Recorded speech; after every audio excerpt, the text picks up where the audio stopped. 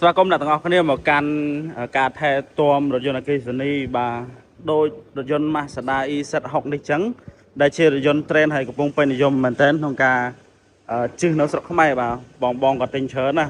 ព្រោះវាស្អាតហើយថ្ងៃនេះអតិថិជនគាត់ជិះបាន10000គីឡូហើយគាត់យកមកធ្វើការ full check up ទូទៅគ្រឿងក្រោមម៉ាស៊ីនត្រជាក់អីផ្សេងចឹងទៅគ្រឿងក្រោមមានស្បែកហ្វ្រាំងហើយនឹងcheck ខាងក្រោមទូទៅអញ្ចឹងណាទឹកស្អំទឹកអីអញ្ចឹងទៅហើយគាត់ជិះបាន10000គីឡូឥឡូវយកមកមើលម៉ាស៊ីនត្រជាក់គាត់វិញបាទ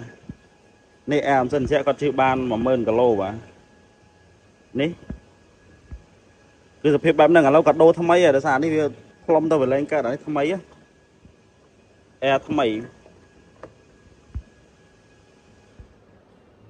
យើងទៅដាក់អានេះចាស់បាទឥឡូវយកគាត់ដាក់ឯនេះម៉ាស៊ីនត្រជាក់បាទ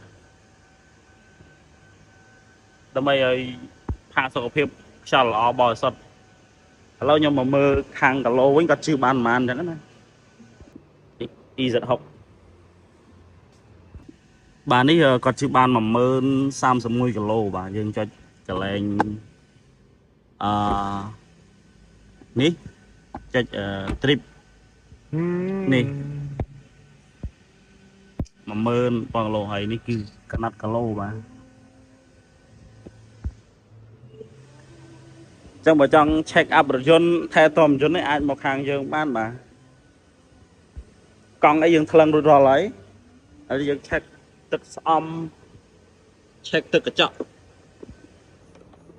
ឥឡូវកន្លែងណាខ្វះយើងថែមថយឲ្យអតិថិជនណាបាទ